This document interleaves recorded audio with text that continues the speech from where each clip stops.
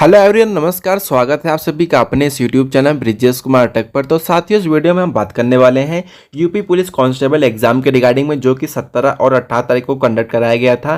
तो हम देखने वाले हैं कि एग्जाम का जो लेवल था वो कैसा था, और साथ ही साथ में बच्चों ने यहाँ पर कितने क्वेश्चन अटेम्प्ट किए हैं, कितने क्वेश्चन अटेम्प्ट करने की पॉसिबिलिटी थी, नॉर्मलाइजेशन में नंबर बढ़ेंगे या फिर नहीं बढ़ेंगे, बढ़ेंगे तो कौन सी शिफ्ट में बढ़ेंगे, कौन सी शिफ्ट में यहाँ पर नंबर घटने वाले हैं, और सेफ स्कोर क्या कुछ रहने वाला है। सब कुछ दोस्तों हम यहाँ पर डिटेल्स जानेंगे। उससे पहले अगर आप चैनल पर नए हैं तो चैनल को तुरंत सब्सक्राइब कर लीजिए, क्योंकि यूपी पुलिस कांस्टेबल के रिगार्डिंग में हर इंपॉर्टेंट अपडेट तुरंत इस चैनल के माध्यम से प्रोवाइड की जाती है। आपका इसके अलावा कोई भी डाउट, कोई भी कंफ्यूजन है तो आप हमें कमेंट बॉक्स में पूछ सकते हैं, और अब आप हमारा टेलीग्राम चैनल भी जो है ज्वाइन कर सकते हैं। आपको नीचे वीडियो के डिस्क्रिप्शन में लिंक मिल जाएगा। टेलीग्राम पर भी हर छोटे से बड़ी अपडेट वहाँ पर प्रोवाइड करा दी जाती है। सबसे पहले हम यहाँ पर बात कर लेते हैं एग्जाम लेवल के रिगार्डिंग में कि एग्जाम लेवल इस बार कैसा देखा गया है। तो दोस्तों, आप सभी लोग जानते हैं कि 150 क्वेश्चन थे। 150 क्वेश्चन में अगर हम यहाँ पर बात करें कि यहाँ पर कितने क्वेश्चन यहाँ पर इजी देखे गए हैं, कितने क्वेश्चन मॉडरेट देखे, क्योंकि कोई भी पेपर होता है तो वो 3 सेक्शंस में डिवाइड रहता है, इजी से इजी लेवल, मॉडरेट लेवल और हाई लेवल, यानी कि डिफिकल्ट लेवल। ठीक है ना। तो अगर हम यहाँ पर बात करें इजी लेवल की तो लगभग 25 से 30% यहाँ पर देखा गया है कि इजी लेवल क्वेश्चन थे, और वहीं 40 to 45% क्वेश्चन देखे गए हैं कि जो मॉडरेट लेवल के थे। बाकी जो बचे क्वेश्चन थे वो आपके यहाँ पर डिफिकल्ट लेवल के थे। तो ऐसा यहाँ पे पेपर देखा गया है। ओवरऑल अगर हम यहाँ पर बात करें कि पेपर कैसा था, तो ओवरऑल यहाँ पर मॉडरेट टू हाई लेवल यहाँ पे क्वेश्चन देखा गया है। ठीक है ना।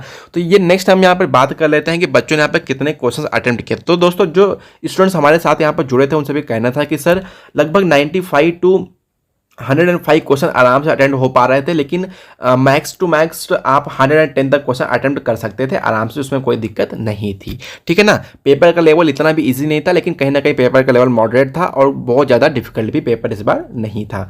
नॉर्मलाइजेशन क्या, देखिए दोस्तों, इसके रिगार्डिंग हम आगे और डिटेल से बात करने वाले हैं कि आपने भी यहाँ पर कितने क्वेश्चन अटेम्प्ट किए हैं, तो आप एकदम सेफ साइड में हैं।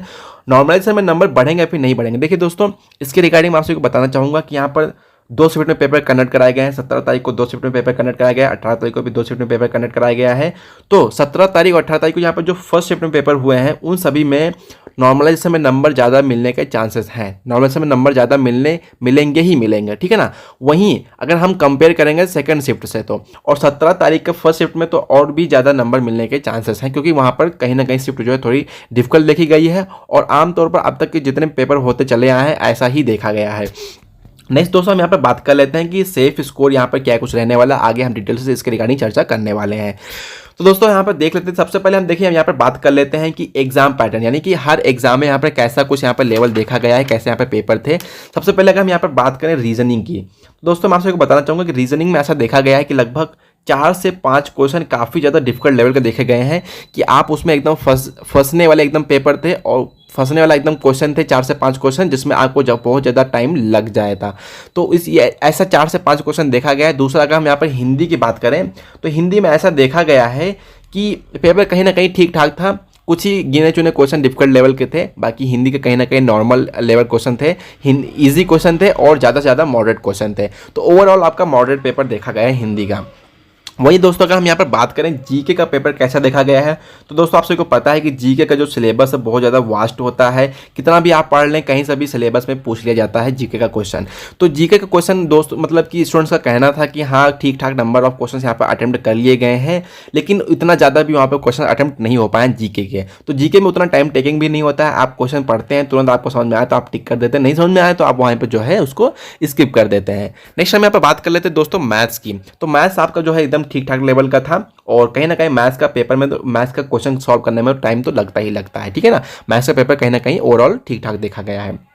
नेक्स्ट हम यहाँ पे दोस्तों बात कर लेते हैं कि नॉर्मलाइजेशन का, जो आपसे यहाँ पे क्वेश्चन बना होता है कि सर हमारा नॉर्मलाइजेशन में कितना कुछ होने वाला है, कितना नंबर मिलने वाला है। देखिए दोस्तों, अभी मैं आपको डिटेल्स बता देता हूँ कि यहाँ पर अभी तक 17 को पेपर हुआ है, 18 को पेपर हुआ है। 17 तारीख को एक शिफ्ट में पेपर हुआ है, दूसरे शिफ्ट में पेपर हुआ है। तो जो फर्स्ट शिफ्ट में पेपर हुआ है उसमें कंपेयर टू सेकंड शिफ्ट में ज़्यादा नंबर इसमें मिलने वाले हैं फर्स्ट शिफ्ट में। वही अगर हम 18 की बात करें तो इसमें भी फर्स्ट शिफ्ट और सेकंड शिफ्ट में पेपर हुआ है। ठीक है ना। तो इसमें भी आपको फर्स्ट शिफ्ट में ज़्यादा नंबर मिलने वाले हैं कंपेयर टू आपके यहाँ पे सेकंड शिफ्ट का। तो अगर हम इन दोनों में कंपेयर करें 17 और 18 में कौन से में ज़्यादा नंबर मिलने वाले हैं, तो 17 की फर्स्ट शिफ्ट में नॉर्मलाइजेशन में ज़्यादा नंबर मिलने वाले हैं। ऐसा दोस्तों यहाँ पर अमूमन देखा ही गया है कि जब भी यहाँ पे पेपर होता है, जब भी पहला पेपर होता है, जिस दिन फर्स्ट शिफ्ट होती है, तो वो कहीं ना कहीं हार्ड शिफ्ट होती है, उसमें काफ़ी ज़्यादा क्वेश्चंस डिफिकल्ट लेवल के होते हैं, तो उसमें नॉर्मलाइजेशन में नंबर ज़्यादा मिलते हैं। नॉर्मलाइजेशन में नंबर ज़्यादा कैसे मिलते हैं? देखिए, जो भी शिफ्ट यहाँ पर डिफिकल्ट होती है उसमें नंबर आप सभी के यहाँ पर ज़्यादा मिल जाते हैं। जो भी शिफ्ट में क्वेश्चन काफ़ी ईजी लेवल के आए होते हैं, तो उसमें जो उस शिफ्ट में यहाँ पर नॉर्मलाइजेशन में नंबर बहुत कम दिए जाते हैं। तो ऐसा नॉर्मलाइजेशन का पूरा यहाँ पर चक्कर रहता है। नेक्स्ट दोस्तों हम यहाँ पर देख लेते हैं कि जो एग्जाम का देखिए कट ऑफ की अगर हम यहाँ पर बात करें तो आप सभी को भी पता ही होगा इस चीज़ के रिगार्डिंग में। देखिए, कट ऑफ जो होती है वो एग्जाम के लेवल पे डिपेंड करती है कि एग्जाम का लेवल कैसा देखा गया है।